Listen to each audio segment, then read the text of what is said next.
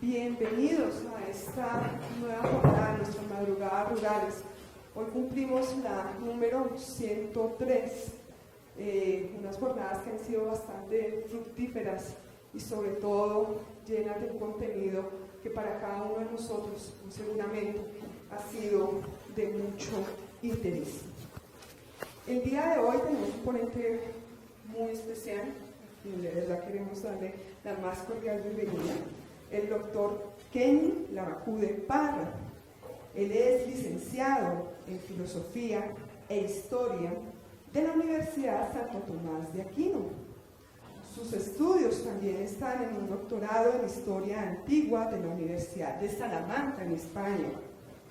Es especialista en gerencia de entidades educativas de la Universidad San Buenaventura de Bogotá, en gestión de recursos internacionales, fundraising de la Universidad Jorge Tadeo Lozano de Bogotá y en cooperación internacional para el desarrollo de la Universidad Complutense de Madrid.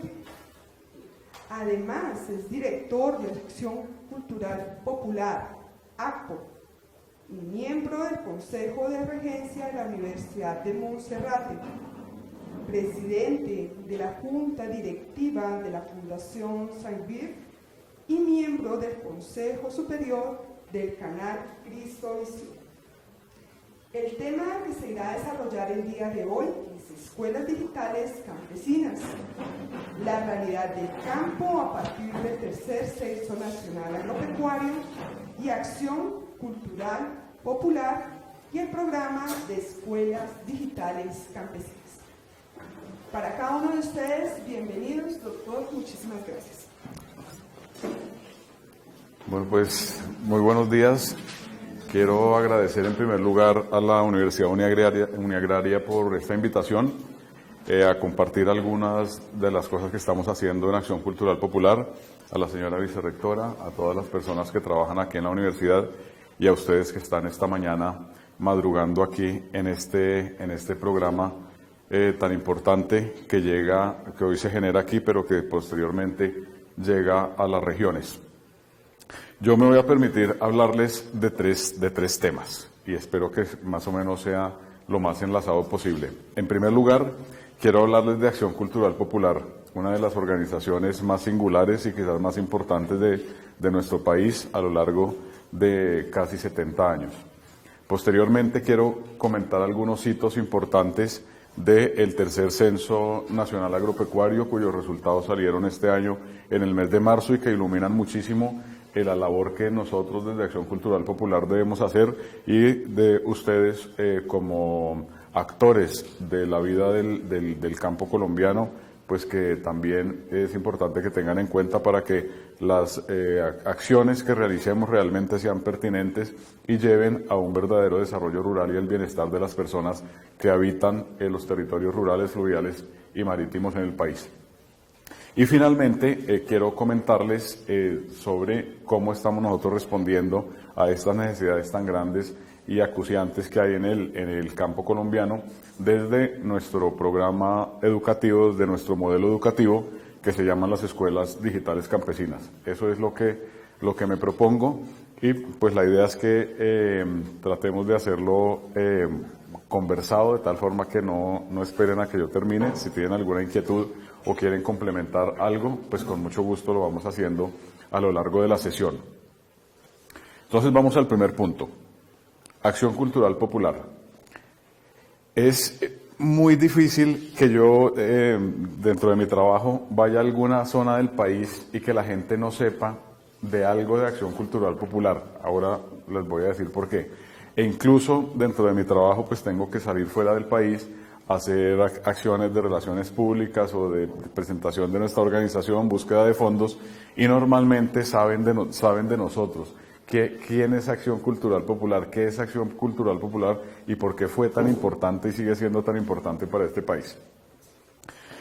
Muchas veces el nombre Acción Cultural Popular quizás no suena de inmediato y la gente no lo relaciona con algo, con un movimiento importante de nuestro país. Pero cuando nosotros nombramos una emisora que tuvo Acción Cultural Popular, llamada Radio Sutatensa, las personas ahí sí de inmediato enlazan qué fue ese gran movimiento tan importante que hubo en Colombia desde 1947 hasta más o menos el año 1987. Vamos a hacer un poquito de historia. En el año 1947, el obispo de Tunja, porque Acción Cultural Popular es una organización fundada por un sacerdote y por lo tanto una organización de la iglesia, el obispo de Tunja en ese lejano 1947, el año entrante cumplimos 70 años, envió a un sacerdote llamado José Joaquín Salcedo al municipio de Sutatensa. Tanto Monseñor Salcedo era una persona sin absolutamente ninguna relevancia, un muchacho de 24 años recién ordenado sacerdote, como Sutatensa era un municipio realmente insignificante de la geografía colombiana. Si hoy en día pocas personas saben qué es Sutatensa, dónde queda Sutatensa, hoy en día en el tiempo de las comunicaciones y del conocimiento, pues imagínense hace 70 años, Sutatensa era una pequeña población, una pequeñísima población campesina, donde pues se presentaban, era como un microcosmos donde se podía ver los grandes problemas de la ruralidad de la primera mitad del siglo pasado, del siglo XX. Problemas de desnutrición, problemas de ignorancia, problemas relacionados con el maltrato hacia la mujer, se dice un poquito de manera folclórica, pero dramática, que prácticamente la actividad de los campesinos era trabajar de lunes a sábado, luego tomar chicha y cerveza y luego pegarle a la mujer. Más o menos eso era un poco la dinámica de la vida. Entonces había una problemática bastante grave: hambre, desnutrición, abandono, falta de participación de esos habitantes rurales de la vida nacional. Realmente tampoco conocían mucho qué era la vida nacional, sino simplemente estar muy anclados a su terruño y conocer prácticamente solamente lo que ocurría a unos pocos metros o kilómetros cuadrados. Pues llega Monseñor Salcedo a esa realidad, y a Monseñor Salcedo va un poco como medio castigado, porque Monseñor Salcedo, que es uno de los grandes líderes de Colombia del siglo pasado, pues tenía la característica de muchos líderes, ¿no? Que tenía un carácter un poquito complicado. Entonces el obispo lo mandó un poco para amansarle el carácter a Monseñor. Pero bueno, las personas no cambiamos mucho a lo largo de nuestra vida, ¿no? Como que siempre tenemos las mismas características hasta nuestra muerte, aunque tratamos de controlarnos y tal. Pues Monseñor fue con ese carácter, con su carácter, con su característica también de ser un visionario, y además tenía dentro de su mochila dos grandes aficiones: la afición al cine y la afición a la radio. Él era radioaficionado, y aparte de eso tenía un pequeño equipo de radioaficionado por una parte, y por otro el equipo de cine. Y piensen ustedes que el cine en los años 50 del siglo pasado, pues la verdad era un lujo. Pocas personas tenían la posibilidad de acceder al cine. Pues piensen ustedes en un pueblo de campesinos alejadísimos de la realidad urbana y de la realidad del país, pues que les llegue una máquina de cine, una cámara de cine, pues eso es una grandísima novedad. Y Monseñor se dio cuenta muy rápidamente que esos dos medios de comunicación eran muy atractivos para los campesinos y que eso se podía aprovechar principalmente como elemento evangelizador. Entonces ponía películas en la plaza del pueblo y ahí se acercaban los campesinos, y posteriormente empezó a hacer transmisiones con su equipo de radioaficionado con otro sacerdote en un pueblo vecino a Sutatensa que se llama Tibirita, y empezaron a transmitir, a mandarse mensajes uno a otro. Y claro, los campesinos les llamaba la atención cómo es posible que en estas distancias tan grandes estas dos personas se puedan comunicar en tiempo real. Y ellos se dieron cuenta de esto. Entonces ya compraron los primeros receptores de radio para que lo tuvieran los campesinos en las casas, y empezaron a enviarles mensajes, básicamente mensajes del Evangelio, pero pronto fueron mandándoles otro tipo de mensajes, por ejemplo, temas relacionados con la salud. La salud también era una situación muy delicada en ese momento, porque la gente moría muy fácilmente, ¿no? O sea, saber que simplemente con el hecho de lavarse las manos se podía salvar vidas, pues entonces ese era un mensaje que se transmitía a través de la radio, ¿no? Lávense las manos. Antes de comer, lávense las manos. Cuando vayan a atender a sus hijos, tengan las manos limpias. Entonces se le fueron incorporando nuevos mensajes a esos mensajes del Evangelio, y así nació el gran modelo educativo colombiano del siglo pasado, que se llamaron las escuelas radiofónicas. Las escuelas radiofónicas rápidamente fueron creciendo, nació Radio Sutatensa, y las escuelas radiofónicas fueron creciendo a medida que también fue creciendo la longitud de onda de esa emisora inicial de Radio Sutatensa, que pues obviamente nació en el municipio de Sutatensa y empezó a extenderse. Y a medida que se extendía la longitud de onda, pues también se iba mejorando el modelo educativo y se iba complementando con otras áreas del conocimiento, hasta que se llegó a lo que se llamaban las 5 nociones, que eran 5 áreas del conocimiento, como quien dice, tenemos una carrera y la carrera tiene 5 asignaturas. Pues aquí teníamos un modelo educativo que eran las escuelas radiofónicas, y las 5 nociones o 5 áreas del conocimiento, que eran número, que era básicamente aprender a contar, a sumar, a restar y a multiplicar; alfabeto, que era aprender a leer y a escribir; espiritualidad, pues obviamente mensajes de tipo de evangelización, catequesis; trabajo. Ese área de conocimiento del trabajo lo que buscaba fundamentalmente era que el campesinado pudiera lograr convertir su pequeña parcela, pequeñísima parcela, en un negocio productivo. Y finalmente salud, que básicamente salud lo que buscaba era salvar vidas que se perdían, como les digo, como les decía hace un momento, por cosas tan insignificantes como no lavarse las manos, ¿no? Pues un pequeño accidente podía significar también la pérdida de la vida porque se desangraba, porque se infectaba una herida, etcétera. Entonces, temas de salud. Esas fueron las 5 áreas del conocimiento, y esas áreas, aunque cambiaron de nombre, fueron siempre las áreas del conocimiento de las escuelas radiofónicas. Lo que iba cambiando realmente de manera más evidente era la tecnología. Inicialmente las escuelas radiofónicas y Radio Sutatensa comenzaron con una radio muy grande, que todos conocerán, las habrán visto, porque incluso las venden en los mercados de las pulgas, ¿no? Que la gente las tiene como adorno en su casa, solamente con la posibilidad de captar una emisora. Solamente se podía captar la emisora Radio Sutatensa, y a través de Radio Sutatensa pues la gente iba recibiendo esa información. Era un poco doctrinero, porque no se podía recibir otra información, ¿no? Entonces simplemente se recibía esa información. Pero los campesinos también fueron muy inteligentes y rápidamente se dieron cuenta que si por detrás le movían un botoncito, podían coger otras emisoras. Luego hubo por lo menos 4 generaciones de radios, iban siendo más pequeñas cada vez, y las últimas radios sí que cogían todas las emisoras y la gente podía escoger qué escuchar. Junto a la radio, también a medida que evolucionaba la tecnología, aparecieron las grabadoras con los cassettes. Luego aparecieron lo que se llamó la discoescuela, que era un tocadiscos. Los más jovencitos creo que no saben qué era un tocadiscos, de discos de acetato, con varios discos, y las personas lo escuchaban. Era muy interesante también porque ahora que estamos en la era digital y todos tenemos aparatos en todos los bolsillos, pensamos que en esa época no se podía. Pues sí, los campesinos iban con el radio colgado, podían llevar el radio colgado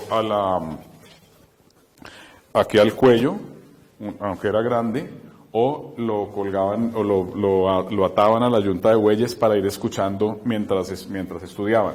Pero básicamente la escuela radiofónica, era un grupo de personas, normalmente la familia o unos vecinos, que se reunían en torno a la radio. Era casi como una liturgia. Entonces llegaba la hora de la lección, llegaban todas las personas. Todavía hay en algunas casas campesinas, tenían una especie de altarcito con una cortina. Corrían la cortina, abrían la radio y empezaban a escuchar. Junto a eso había unos carteles que iban ayudando a entender un poco más la lección, y había una persona fundamental que se llamaba el auxiliar inmediato. El auxiliar inmediato era un líder del grupo que ayudaba a orientar a las personas en la toma de esa lección. Entonces, una lección típica podría ser la lección de las 8 de la mañana. Llegan los campesinos, se reúnen en la mesa, encienden la radio, y el locutor dice, había una interactividad ahí muy interesante. El locutor por la radio, el profesor locutor decía, Buenos días, salud. Abran su libro su libro de número en la página 38 y se queda callado, como esperando que todos buscaran la página 38, ¿no? Y el auxiliar inmediato iba y miraba que todos efectivamente estuvieran en la página 38. Y continuaba el locutor sin estar viendo nada, ¿no? Decía, bueno, ahora que están en la página 38 vamos a hacer tal y tal ejercicio. Entonces, en una época en que no teníamos todos estos medios que teníamos, realmente era parecido, porque había una cierta interactividad, empezaban a estudiar, a trabajar sobre la lección hasta que la lección terminaba. Esa lección se repetía por la tarde y se repetía los domingos para las personas o bien que no habían entendido la lección o bien que no la habían podido tomar porque estaban trabajando o por la razón que fuera. Era un poco el modelo educativo y la metodología que se trabajaba. Las escuelas radiofónicas y el modelo de escuela radiofónica de Acción Cultural Popular de Radio Sutatensa fue replicado en 23 países de América Latina y el Caribe y países de África. Ese modelo educativo pues realmente fue muy importante, muy significativo y tuvo gran repercusión. ACPO pues recibió muchísimos premios, muchísimos reconocimientos por el modelo educativo, pero desde mi perspectiva el más importante fue el reconocimiento que recibimos en el año 2013. La experiencia de escuelas radiofónicas terminó más o menos en 1987, ahora les cuento, pero en el año 2013 el archivo de Acción Cultural Popular, que está custodiado en la Biblioteca Luis Ángel Arango, fue declarado Patrimonio de la Humanidad por la UNESCO de carácter regional, de manera que no solamente es una riqueza para nuestra institución, sino para todos los colombianos y pues sentirnos orgullosos porque así como el Carnaval de Barranquilla en su momento, Mompox en su momento han sido declarados Patrimonio de la Humanidad, pues también el Archivo de Acción Cultural Popular de Radio Sutatensa también lo fue. Toda esta época gloriosa, importante de la educación radiofónica terminó pues, hacia la década de los 80. Entonces la gente se pregunta, pero ¿cómo un modelo tan exitoso que convocaba tantísima gente, que generaba tantísimo entusiasmo en el mundo entero, de repente desaparece? Bueno, pues las razones algunas son más simples que otras. Pero digamos las más simples son, primero, Acción Cultural Popular en su momento fue única en el campo, ¿no? No había ninguna otra institución educativa que ofreciera educación a los campesinos. Pues realmente a medida que el país ha ido avanzando, pues llegó la educación rural al campo, llegó la educación formal, llegó al campo. Por otra parte, llegó el SENA y llegaron otra serie de organizaciones sociales que prestaban más o menos los mismos servicios que Acción Cultural Popular, de manera que el monopolio, por decirlo así, que tuvo en su momento Acción Cultural Popular, pues ya realmente se diversificaba con otra serie de actores educativos que llegaban al campo. Esa pues una de las razones. La segunda, que se fueron sofisticando los medios de comunicación y los medios educativos que permitían llegar al campo. Entonces, ACPO, por ejemplo, no incursionó en la televisión, y la televisión ya llevaba muchísimos años cuando se terminaron las escuelas radiofónicas. Y posteriormente las tecnologías de la información y las comunicaciones, y ACPO pues de inmediato no entró dentro de todo ese movimiento de las nuevas tecnologías, en ese momento nuevas. Hoy en día decir nuevas tecnologías no es tan correcto porque ya llevan bastantes añitos. Por otra parte, importantísima, la violencia en Colombia. La violencia en Colombia de los años 80 y de los años 90 ha sido la peor que ha habido en la historia colombiana, peor que la de los años 30 y peor que la de los años 50, porque se juntaron muchísimos actores y actores, cada uno con intereses distintos, particulares, y además que agravaban el conflicto rural, el conflicto colombiano, pero sobre todo el conflicto rural.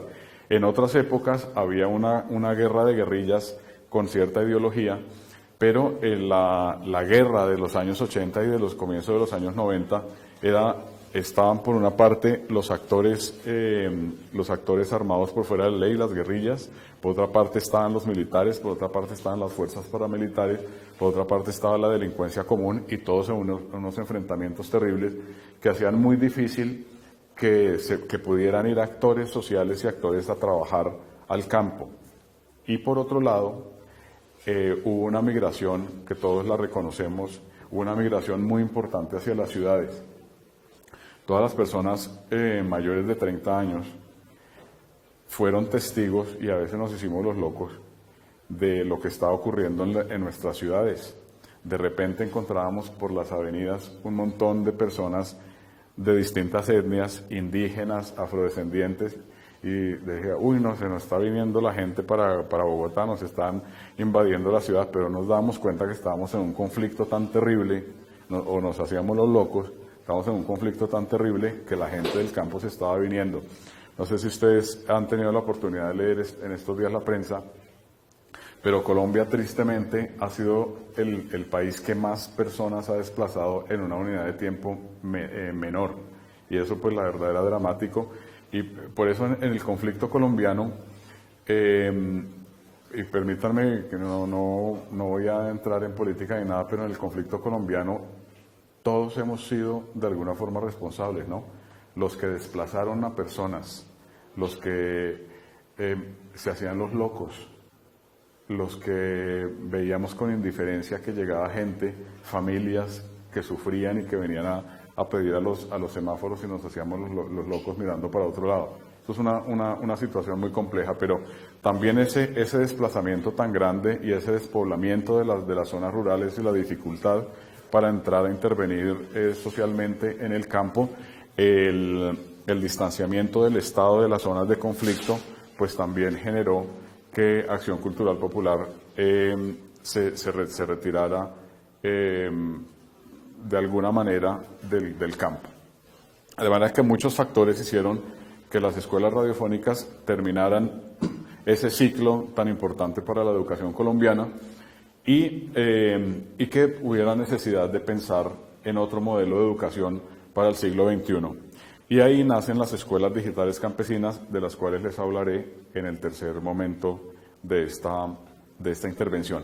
No sé si alguna quisiera comentar algo sobre su conocimiento de Radio Sutatensa, de las escuelas radiofónicas, o de lo que hemos hablado, quisiera hacer alguna pregunta que yo complementara algún dato. Sí, toda esa infraestructura que llegó a tener en tiempo también de Portugués de Televisión. Buenos días, Camilo Castillo, del Instituto de Cursos Ambientales de la Vicerrectoría. Quiero preguntarle por toda esa capacidad instalada que llegó a tener en su momento, no sé, todo el programa, ¿en qué le paró toda esa capacidad instalada? ¿Dónde quedó? Sí. ¿Se pudo dar un uso? Al terminar la era radial de Acción Cultural Popular y al terminarse las escuelas radiofónicas, pues realmente la organización vino a menos en tamaño. Acción Cultural Popular llegó a tener 1.600 trabajadores y a estar en 1.000 municipios de Colombia, y tenía sedes en Bogotá, Sutatensa, Magangué, Caldas, Antioquia, en Mosquera. Entonces, lo primero que se vendió fue la emisora. La emisora se le vendió a una cadena radial muy importante de Colombia. Y luego, al no tener escuelas radiofónicas, pues no era necesario tener toda esa infraestructura, de manera que se fue paulatinamente o entregando a los beneficiarios, o cediendo a las diócesis, o finalmente vendiéndose. Entonces, ACPO tenía lo que se llamaban las 3 empresas educativas, que era Radio Sutatensa, el periódico El Campesino y una imprenta que se llamaba Andes, Impreandes. Entonces, primero se vendió el periódico El Campesino, también porque al tener que liquidar a 1.600 personas era necesaria una inversión muy grande. Entonces, los fondos de la venta de la emisora permitían poder hacer ese saneamiento. El periódico El Campesino se terminó en el año 1992, el periódico en papel, porque otra vez tenemos el periódico El Campesino digital, elcampesino.co, y también se vendió la impresora Andes, y otras de los edificios que tenía ACPO, o como les digo, o bien se vendieron o bien se cedieron a otras instituciones. Hoy en día ACPO tiene unos activos en Sutatensa, que son la última construcción que hizo en su época el fundador Monseñor Salcedo, que se llama el Centro de Estudios. Es un edificio muy bonito, digamos moderno, se terminó el año 1981 de construir y está en muy buen estado. Hoy en día allí funcionan en parte escuelas digitales campesinas de Sutatensa y un proyecto, digamos el aula demostrativa de un proyecto que tenemos en el Valle de Tensa que se llama Café Valle de Tensa. Tenemos un edificio que se llama el Instituto Femenino, pues justamente donde funcionaba el Instituto de Mujeres Líderes Campesinas. Ese edificio está en malas condiciones, es un edificio que está abandonado hace unos 30 y pico de años. Y nada más, eso es lo que hoy en día tiene ACPO de esa época. El museo y la casa del museo de las escuelas radiofónicas se le cedió al municipio de Sutatensa porque entendemos que como patrimonio le conviene muchísimo al municipio que sea el que lo lleve, el que permita que la gente entre y conozca toda esa historia radiofónica, y realmente no nos queda más. Hoy en día, digamos que hoy en día las organizaciones sociales se entienden de distinta manera. Yo como gerente social siempre le aconsejo a las organizaciones que no tengan muchos edificios, porque tener edificios es terrible. Al final genera un poco de ruina a las instituciones, el mantenimiento y demás. Y por otra parte, las organizaciones sociales o los programas, mejor, de las organizaciones sociales deben tener la vocación de terminarse, porque uno cumple una función mientras que existe una problemática, debe luchar por esa problemática y una vez que la problemática desaparece, pues uno tiene que desaparecer y las comunidades tienen que quedar fortalecidas para que sigan, para que los efectos positivos que la organización social sembró, pues sigan adelante. Entonces hoy en día pues no tenemos esa gran infraestructura, pero sí, como veremos con las escuelas digitales campesinas, sí hacemos uso de una gran infraestructura, no solamente estatal, sino también privada, que tienen otras personas y que nosotros podemos hacer uso de ellas. Buenos días. Entiendo que ACPO tiene o tuvo responsabilidad en el único programa oficial que hubo de alfabetización en el país. Eso, digamos, es una primera cosa que me parece interesante que nos ampliara. Y la segunda es que el origen de la educación a distancia también se adjudica a este proceso, a este modelo educativo. Muchas gracias. El ACPO tuvo, dentro de sus programas, tuvo lo que se llamó el bachillerato por radio. Eso en primerísimo lugar. Fue muy importante el bachillerato por radio porque muchísima gente logró sacar su bachillerato a través de medios radiofónicos, y hoy en día hay muchas personas, por lo menos conozco yo, un grupo importante de personas que lograron escalar posiciones sociales, o sea que hubo movilidad social gracias al bachillerato por radio. Hay líderes comunitarios, alcaldes, muchos obispos también. En términos generales, líderes que lograron salir adelante gracias al bachillerato por radio. Por otra parte, Acción Cultural Popular se hizo responsable de una campaña de la época del presidente Belisario Betancur que se llamó la campaña Camina. La campaña Camina fue una campaña masiva de alfabetización en nuestro país que llevó a Colombia a ser uno de los países más alfabetizados del mundo, prácticamente comparado con Dinamarca y con Noruega. Cifras de más del 90% de alfabetización se dieron en ese entonces. Fue un programa realmente importante para el país. Desafortunadamente, los programas de alfabetización, si no se persevera ahí y no se sigue motivando a la gente a que siga leyendo y escribiendo, eso se olvida. ¿Sí? Entonces, y la gente cae en lo que se denomina el analfabetismo funcional. Entonces, muchas personas que se alfabetizaron en ese entonces, hoy en día forman parte de las personas analfabetas, pero sí fue un momento realmente importante. Hoy en día tenemos un poquito más de 23% de analfabetismo en el medio rural. Eso es gravísimo. Eso es gravísimo, primero, porque las cifras de analfabetismo para el país son del 11%, es decir, que estamos más del doble en el medio rural. Y segundo, porque los países que se pueden comparar con Colombia, es decir, países de renta media alta y que están en el nivel de desarrollo de Colombia, las cifras son muchísimo más inferiores, de manera que ahí hay un interrogante grande. Luego está el tema de la educación a distancia. También podemos decir con orgullo que la educación a distancia que hoy en día existe prácticamente en todo el mundo, y la educación a distancia ha permitido cerrar la brecha entre los que no saben nada y entre los que saben mucho, entre el país urbano y el país rural, fue inspirado en el modelo educativo de Acción Cultural Popular. Pero no estamos hablando de la educación a distancia en Colombia, sino la educación a distancia en el mundo.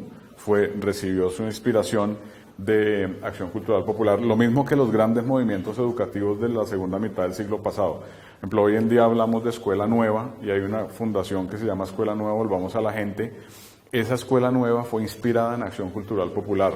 Todo el movimiento radiofónico en Brasil, en Panamá, en Centroamérica fue inspirado en Acción Cultural Popular. Incluso los movimientos que se llamaban de educación liberadora, o educación para la liberación, educación para el desarrollo, fueron inspirados en el modelo de Acción Cultural Popular.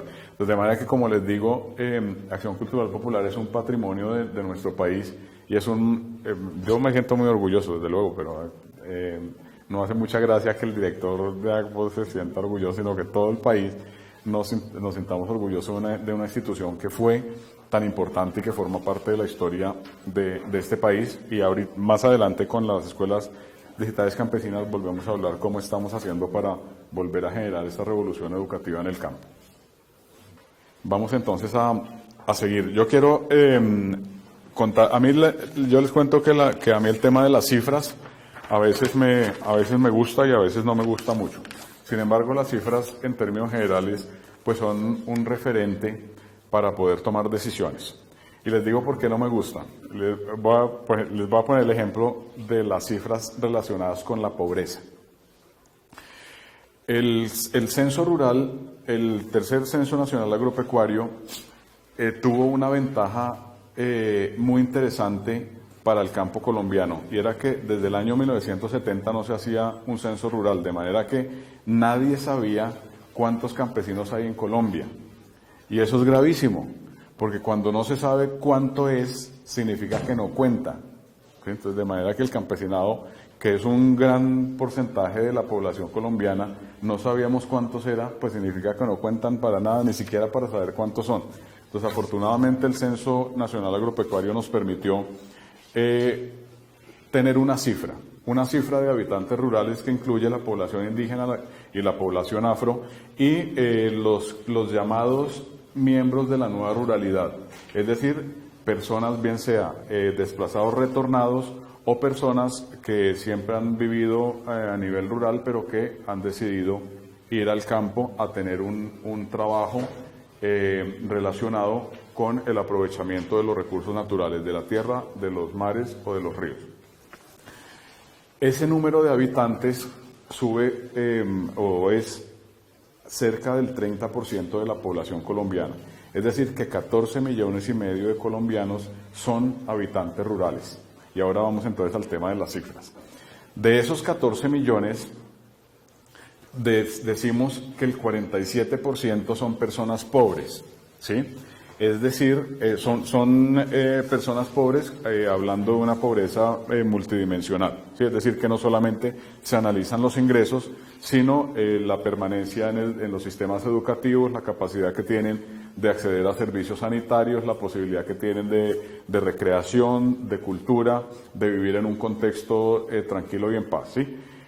Entonces, y por otra parte, si decimos solamente los pobres por ingresos, pues sube al 46%. ¿Qué pasa con esas cifras? Ahora vamos al tema de las cifras en las que yo soy muy crítico. Si una persona en una casa, los miembros de la familia tienen menos de $1.50 al día, significa que son pobres. Pero si tienen $1.50 por persona al día o $1 más, son no pobres. Entonces eso genera mentalmente un equívoco. Entonces que uno piensa que los que no son pobres son ricos, ¿sí? Y es falso. Los que no son pobres, pues son no pobres, pero están en una línea en la que al día siguiente pueden ser pobres. ¿Por qué? Porque vamos a poner el caso de una señora jornalera. Una señora jornalera hoy se ganó, si más o menos el patrono es justo, hoy se ganó 45.000 pesos por ir a limpiar una casa, ¿sí? Entonces se quedó el marido cuidando el café en la pequeña parcela, o cuidando la cebolla, cuidando la huerta casera, y la señora se fue a hacer un jornal. Pues ese día tiene 40.000 pesos, pero al día siguiente no, ¿sí? O supongamos que tiene los 40.000 pesos durante los 5 días de la semana, pero eso fue durante un mes, al mes siguiente no. Entonces cuando hicieron la medición, la persona era no pobre, pero cuando se fue publicada, la persona era sí pobre, ¿sí? O murió el miembro de la familia que generaba los ingresos. Entonces, de manera que es una cosa muy fluctuante, pero digamos que a nivel metodológico, y por lo menos para formular y diseñar programas, podíamos entender que casi el 50% de las personas habitantes rurales son personas pobres. Esa pobreza, digamos, por lo menos para Acción Cultural Popular, ese es nuestro sujeto de intervención, 7 millones de campesinos pobres. Y la pobreza, pues como suelen decir las mamás, pues la pobreza que no viene sola, ¿no? La pobreza que viene con ignorancia, abandono escolar, problemas sanitarios, deficientes vías terciarias para sacar los productos, la tenencia de la tierra, una situación, ustedes que trabajan mucho más este tema, pues una situación muy grave. Muchas personas, muchos campesinos no tienen tierra. Los que tienen tierra muchas veces es un microfundio que no produce, que no genera ingresos, y muchas veces, aunque tengan una cantidad de tierra importante, esta tierra no es productiva. Yo les voy a poner ejemplos de dónde estamos. Nosotros estamos en Boyacá, en la zona del Valle de Tensa, donde nosotros tenemos un gran programa de escuelas digitales campesinas y también de café. El promedio de tierra del habitante rural es de 1/4 de hectárea, o sea, menos de una unidad productiva familiar, ¿sí? En 1/4 de hectárea no se hace nada, a no ser que la gente se asocie, que ese es otro problema rural, que la gente no está asociada. Más del 73% del campesinado colombiano, estos son datos del Censo Nacional Agropecuario, no pertenece a ningún tipo de asociación, y los colombianos somos muy individualistas, más en unas regiones que en otras, pero en términos generales somos muy individualistas. De manera que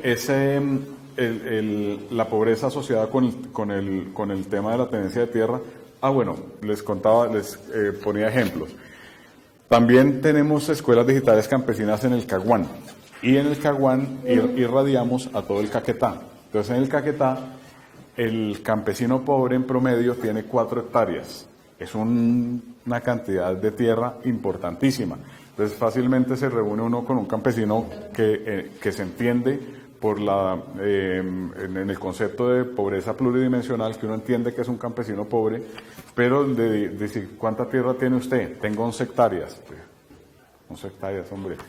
Yo tengo un apartamento de 27 metros. Entonces, pues aparentemente es mucha tierra, pero esa tierra, la mayor cantidad, una gran proporción de esa tierra es improductiva, porque corresponde o a bosques o a laderas, en fin, hay muchas razones para que sea improductiva, y sobre todo porque no hay tecnología. Porque no hay tecnología y los insumos son terriblemente caros, y tampoco hay vías terciarias que permitan sacar el producto. Yo sé que esto que les voy a decir, ustedes lo han escuchado 1000 veces y seguramente lo han visto en sus prácticas rurales. Muchas veces es más barato dejar que la fruta se caiga al árbol y se pudra que sacarla a vender, porque el transporte es terriblemente caro, terriblemente caro. Entonces una persona, si quiere sacar su zanahoria o sus naranjas o sus borojós, le vale muchísimo más, termina endeudado para ir a vender 4 borojós a la plaza de mercado. Entonces ahorita estamos hablando, ahora me refiero al Chocó, donde tenemos en Nuquí, tenemos escuelas digitales campesinas, y vemos ese drama de la gente. El pescado. Entonces el pescado, para poder hacer todo el ciclo de frío, pues le sale mucho más, y después traerlo a Bogotá, pues le sale muchísimo, a Medellín le sale muchísimo más caro que dejar que el pescado se pudra, ¿no? Sacar un poco para comer y dejar que el pescado se pudra. De manera que es una situación compleja, y estamos hablando del tema pobreza, del tema pobreza y por qué las cifras son tan engañosas. Entonces, repetimos, hoy en día podemos decir con bastante certeza que el número de campesinos en Colombia es de 14 millones y medio, que de ese 14 millones y medio más o menos la mitad son personas pobres. Otra constatación que aparentemente no sería necesario decir: Colombia es un país rural. Colombia es un país rural y a veces no lo entendemos. El territorio es rural, solamente el 6% del territorio colombiano corresponde a ciudades y aglomeraciones, el resto son territorios rurales, ¿sí? Y a veces, cada vez ocurre menos, pero muchas veces a la gente le da vergüenza decir que es campesina o que proviene de familia campesina. Y detrás de nosotros, digamos los más mayorcitos, la generación inmediatamente anterior es campesina, mis papás son campesinos, mi papá es campesino de Boyacá y mi mamá es campesina del Tolima, ¿sí? Las personas un poco más jóvenes, digamos 2 generaciones siguientes a la mía, pues echan 2 generaciones para atrás y están los campesinos, ¿sí? Y mucha gente que ha sido desplazada, bien sea de manera forzada o que se desplazó voluntariamente, migró, es mejor el término, pues son campesinos, ¿no? Y viven en las ciudades. Pero a veces, en algunos casos, generaba vergüenza decir que es campesino. Repito, últimamente no tanto. Yo últimamente he visto, cuando digo últimamente me refiero a los últimos 5 o 6 años, he visto como el despertar de un orgullo campesino. El indígena y el afro siempre han sido muy orgullosos de sus orígenes y de su etnia, pero no era lo mismo el campesino. Pero últimamente he escuchado mucho, de hecho conozco, pues me relaciono con muchos jóvenes campesinos que se sienten muy orgullosos, que no quieren venir a las ciudades, que quieren generar negocios en el campo y se sienten muy orgullosos de serlo. Como les decía hace un momento, ACPO tuvo un periódico en papel que se llamó El Campesino. Ese periódico lo recuperamos en el año 2013, ahora lo tenemos en digital, tenemos una cantidad importante de lectores. El año pasado tuvimos más de 160.000 lectores. Y cuando íbamos a resucitar el periódico, había un grupo de personas que decían: no le cambiemos el nombre, no le pongamos El Campesino porque la gente se siente mal de que le digan campesino. Y nosotros insistimos, pues íbamos a recuperar el medio, pero lo recuperamos con su nombre. Y efectivamente hemos visto que la gente se siente muy identificada con el nombre del periódico como El Campesino y que ha habido un despertar de la reivindicación de ese ser campesino. Como les contaba, siguiendo con las cifras, hablamos de un 23.5% de analfabetismo en el campo. También es una cifra que se puede llamar a engaño, porque en algunos programas de alfabetización, una vez que la gente escribe su nombre, le ponen el sello de alfabetizado. Y escribir el nombre no es estar alfabetizado, porque es como cuando un niño de 3 años va pasando y dice: ¡ay, Cocorico! Pues no es que sepa leer, es que identifica un dibujo. ¿Sí? ¡Ay, Coca-Cola! ¡Ay, mi niño tan inteligente! Ella sabe leer Coca-Cola. No sabe leer Coca-Cola. Primero está alienadísimo, porque lo primero que se saben son las marcas, y a mí eso la verdad me indigna. Lo primero que saben son las marcas para consumir y consumir y consumir. Y lo segundo es que lo que están es interpretando un dibujo, ¿no? De manera que la gente, cuando solamente sabe escribir su nombre, está bien, está fantástico, porque puede firmar un documento, porque se puede bancarizar. Es que también ahora con el tema de la bancarización estoy teniendo problemas, porque me he estado dando cuenta que hay productos bancarios que son infames para las personas, sobre todo para las mujeres cabeza de hogar, que les dan una tarjeta de crédito y eso es abocarlas a la pobreza terrible. Entonces, ahora mismo me estoy replanteando el tema de la bancarización, si es tan buena como nos han querido hacer creer. Pero por lo menos digamos que firmar es una buena cosa, ¿no? Pero eso no es alfabetización. Entonces yo me temo que esta cifra del 23,5% puede ser mayor, ¿sí? Y sobre todo, pues la gente cuando deja de leer y escribir, pues se le olvida. Y por otra parte hay gente que sabe leer y escribir pero no comprende. Eso pues también es un problema educativo muy grave, ¿no? En términos de educación, el 88% del campesinado colombiano ha terminado la primaria, fantástico, pero luego va descendiendo a medida que avanzamos en los grados de escolaridad. el 55% ha cursado hasta 9º grado y solamente el 25% ha terminado el bachillerato. Si ahí seguimos en estudios técnicos, tecnológicos, universitarios, pues vamos disminuyendo. Y en términos de estudios de posgrado, ni siquiera alcanzamos al 1% del habitante rural que tenga acceso a la educación, a distintos posgrados, sino que a medida que disminuye el número de educación, de años de educación formal, aumentan ciertos problemas sociales. Por ejemplo, a menor número de años de educación formal cursado, aumenta el número de embarazos a tempranas edades, ¿sí? Mientras una mujer tiene más años de educación, el primer embarazo se retrasa más en el tiempo, ¿sí? Entonces, digamos que eso tiene un efecto sociológico importantísimo. El reclutamiento de jóvenes para distintos grupos, bien sea grupos al margen de la ley, bien sea sectas o cualquier otro tipo de grupos que no conviene para la salud ni mental, ni física, ni espiritual de la gente, pues a medida que hay más cursos de educación formal, disminuye el riesgo, ¿sí? Digamos, gente que es reclutada por sectas religiosas o pararreligiosas, pues obviamente siempre se captan de las personas que tienen menor nivel educativo. De manera que el problema de educación no solamente se tiene que leer en términos de cuántos años estudió, sino también se tiene que leer en cuáles son los efectos de los menores años de educación y de interacción con otras personas, ¿no? La interacción con otras personas en un aula de clase es importante. Por eso la educación solamente virtual tiene muchos vacíos, ¿no? Está bien que haya educación virtual, pero la educación virtual debería alternarse con momentos de interacción con personas de distintas edades, con personas de distintas culturas, de conocimientos y de ideas diferentes para que haya debate y haya generación de conocimiento. Otro problema grave del campo es el aumento de la edad y el despoblamiento rural. Mientras que las ciudades han ido creciendo a un ritmo del 2%, que es mucho, es alarmante. Además, pues nosotros lo vemos aquí en Bogotá, que no se puede caminar por ningún lado, ni a pie, ni en carro, ni en bicicleta, ni en moto, ni en nada. No nombro las motos porque todos sabemos el problema que nos están generando las motos, no solamente en Bogotá, sino en términos generales en las ciudades. Yo la semana pasada estuve en Quibdó y el Quibdó está invadida por malas motos.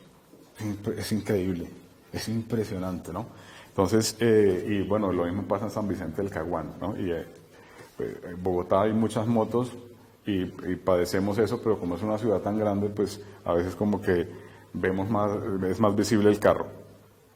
Pero las ciudades están creciendo a un ritmo muy acelerado y a un ritmo prácticamente insostenible, mientras que el campo se está despoblando. También lo hemos escuchado, el tema del relevo generacional. No hay jóvenes que tomen el trabajo de sus padres, ¿sí? También en algunas reuniones en el eje cafetero me contaban situaciones curiosas, ¿no?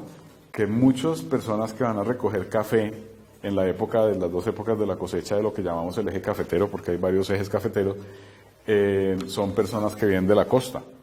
Entonces, si una persona se viene de la costa a recoger café, pues piensen ustedes cuánto cuesta el café, cómo se encarece la producción de café. Por eso hoy en día la gran plantación cafetera no es rentable, mientras que la pequeña explotación familiar cafetera es más rentable, porque realmente los costos de recoger el café, de producir el café, son tremendamente elevados.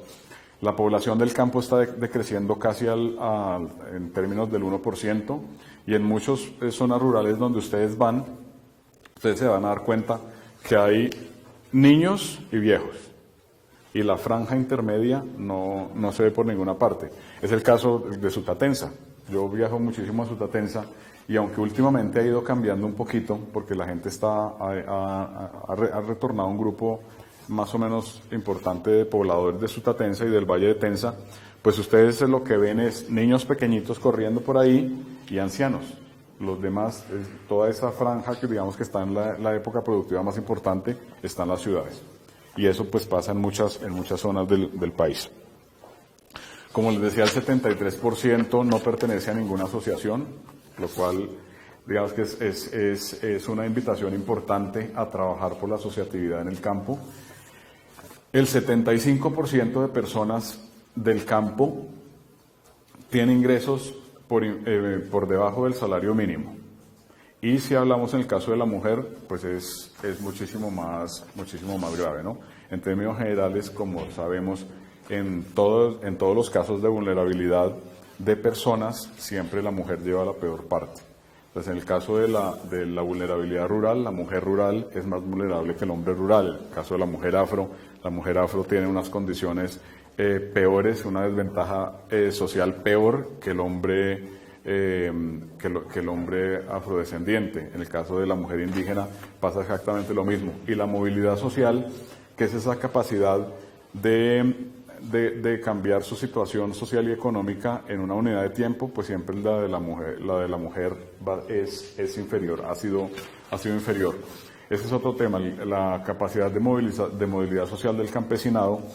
Visto por las cifras que tenemos hoy en día, podríamos decir que no hay esperanza. Es decir, que en corto tiempo la posibilidad de que el campesinado, las personas sobre todo de lo que llamamos la población rural dispersa, que es la Colombia profunda, pasen a una situación social y económica mejor, es bastante precaria, a no ser que logremos una intervención importante. No sé si ustedes han escuchado esta mañana las noticias, pero mañana se va a firmar el fin del conflicto. La firma del fin del conflicto, y más o menos en un par de meses ya el acuerdo de paz completo, pero digamos que el meollo del asunto, que es la firma de la finalización del conflicto, que se firma mañana y que tiene que ser una noticia esperanzadora y que tendría que alegrarnos independientemente del partido político que seamos y de lo que sea, podría cambiar ese panorama de la imposibilidad de la movilidad social del campesinado colombiano disperso, ¿sí? Porque eso va a permitir otra dinámica, no solamente que el campesino pueda moverse físicamente dentro del campo, sino también que los actores sociales puedan volver.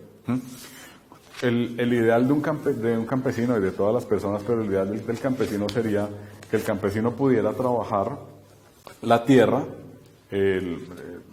porque hay un vínculo importante entre el campesinado y la tierra, pero que esos campesinos pudieran ir a estudiar, bien fuera en un colegio o escuela que quedara cerca, una universidad que quedara cerca, o que pudieran ir a un internado y volver, pero además que tuvieran vacaciones, que tuvieran sanidad. Creo que seguramente ustedes también conocen, generaciones y generaciones, principalmente de mujeres campesinas, que jamás han tenido vacaciones. Eso es un crimen. O sea, en una sociedad del siglo XXI, que una persona no tenga vacaciones, que no tenga un momento de ocio, es un crimen. El caso del hombre es distinto porque por lo menos el hombre el sábado por la tarde va y el domingo va a tomar cerveza, duerme hasta tarde, juega tejo. Pero la mujer ahí esclava, pegada día y noche, de domingo a domingo, pues es una situación realmente infame. Entonces, pues lo normal sería que los campesinos trabajen como trabajamos todos, la mayor parte del año, y luego 15 días, por lo menos, 15 días se fueran de vacaciones, a donde quisieran, ¿no? Es un ideal, vinieran a Bogotá, no a quedarse, no porque no tengan derecho ni mucho menos, pero a engrosar la miseria que tenemos alrededor de nuestra ciudad y de prácticamente toda la ciudad. Bueno, entonces les estaba comentando de los ingresos, menos del salario mínimo recibe el 75% de los habitantes rurales. En términos de conectividad, en el ámbito rural solamente el 7% tiene conectividad a Internet, pero si hablamos de la población dispersa, no llega al 4%. Entonces, eso también es un reto para nosotros en nuestras escuelas digitales campesinas de cómo podemos llegar con un modelo de educación digital, cómo podemos llegar a donde no hay conectividad, ¿no? Que ya ahorita les cuento cómo estamos respondiendo a eso. Mientras que el 95% tiene un teléfono celular, de manera que ahí sí hay una oportunidad importante de comunicación y también de información y de formación a través de la telefonía rural, de la telefonía celular y de la mensajería de texto. Saben que en Colombia hay 112% de teléfonos celulares, es decir, que hay más de un celular por persona. Y en el campo, pues hay una penetración de celular de voz del 95%, no de datos. Datos los pierde uno en Chía, en Zipaquirá. Entonces, de manera que ahí la cosa es compleja. Pero nosotros, desde Acción Cultural Popular, hacemos incidencia política para que haya conectividad. La más exitosa que hemos tenido es que en todo el Valle de Tensa llegó la banda ancha gracias a una serie de trabajos que hicimos entre Acción Cultural Popular y los alcaldes de la zona. Nos fuimos donde el ministro y estuvimos verificando hasta que finalmente en todo el Valle de Tensa pusieron banda ancha y hoy en día nosotros nos beneficiamos de eso. Finalmente, pues el gasto público en el área rural no llega al 1.1%. Esperamos que con la creación de las nuevas agencias de desarrollo rural, de tierras y de mujer, la inversión crezca y también que con el fin del conflicto y ojalá, pues si se firma la paz, pues la inversión también crezca, porque es que el medio rural a veces uno piensa que solamente le pertenece y es responsabilidad del Ministerio de Agricultura. No, también tiene que intervenir el Ministerio de Educación, tiene que intervenir el Ministerio TIC, tiene que intervenir el Ministerio de Trabajo. Entonces nosotros, desde Acción Cultural Popular, obviamente es una labor titánica y pues soy yo contra los molinos de viento, pero vamos a esos 4 ministerios a ver, bueno, ¿ustedes qué van a hacer? Hablemos de trabajo rural, El hecho de que la gente gane menos el 75% gane menos del salario mínimo es un problema social en el que tiene que intervenir el Ministerio de Trabajo. Entonces, ¿cuándo vamos a dignificar el trabajo del campesinado colombiano? Y ese 75% que gana menos del salario mínimo es trabajo informal, es decir, que no está asociado a seguridad social. Aquí está una situación terrible. En Colombia, en términos generales en Colombia, prácticamente el 75% de personas no van a pensionarse jamás. Yo creo que a mí no me va a tocar verlo, pero eso es terrible. O sea, cuando dentro de unos 20 años, una porción gigantesca de ancianos que habrá aquí no tenga seguridad social, ¿qué va a pasar con esas personas? No tenga pensión, ¿qué va a pasar con esas personas? Pues en el campo es donde hay más desamparo. Al discapacitado, el discapacitado no es atendido. Ser campesino y discapacitado es una cosa terrible. Lo segundo, ser anciano y no tener pensión y en el campo y sin los hijos, es decir, sin una red social alrededor, es una situación compleja. Esas son cosas que se tienen que mejorar ahora si entramos en una fase distinta de la historia de nuestro país. Pues son interrogantes grandes y graves. Es decir, si a una persona en la ciudad que no tiene una pensión y que a lo mejor tiene un entorno familiar, la situación es grave, pues imagínense una persona campesina en la Colombia profunda. Y les cuento el caso de los discapacitados porque es duro. Yo conocí en el Valle del Cauca campesinos que esconden al discapacitado porque les genera vergüenza, ¿no? Es que fue como una maldición, como un castigo y lo tienen escondido. Entonces hay que hacer trabajo social para ir a identificar en los hogares dónde está ese discapacitado y cómo lo están tratando. Incluso hay personas que están amarradas, ¿no? Que tienen una parálisis, parálisis, ¿cómo se dice esto? Cerebral. Y entonces como tiene esos movimientos que no puede controlar, entonces lo atan y mientras se van a trabajar para que no se salga y no se pierda, los tienen atados. Una cosa compleja. Todos los temas de diversidad en el campo son complicados y son poco tratados. Ojalá alguien meta la mano ahí. Y cuando hablo de diversidad me refiero al problema de la discapacidad, al problema de la homosexualidad.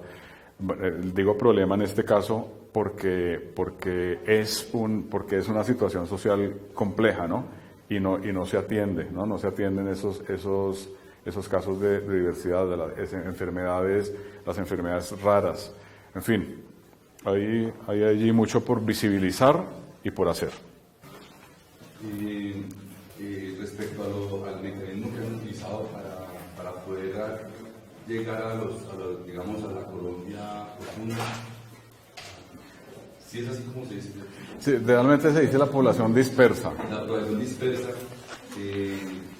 un mecanismo sería generar, digamos, contenidos digitales que no, digamos, en dispositivos discretos como una memoria USB, pero que tenga la capacidad de recoger la información de realimentación y que la persona la lleve, digamos, periódicamente una vez al mes digamos, a un centro donde, digamos, el docente o el grupo de docentes puedan verificar ese aprendizaje de la persona. Digamos, no sería en línea el proceso, pero ayudaría mucho. No sé si lo han pensado. ¿Sí? Claro que sí. Bueno, otra cosa es que obviamente la tenencia de tierras en Colombia siempre ha sido un problema y parte, digamos, de lo que incluso esta semana la doctora Claudia lo está mencionando, que parte del conflicto armado, el origen del conflicto armado surgió en parte fue por situaciones como la tenencia de tierras hace 70, 50, 60 años.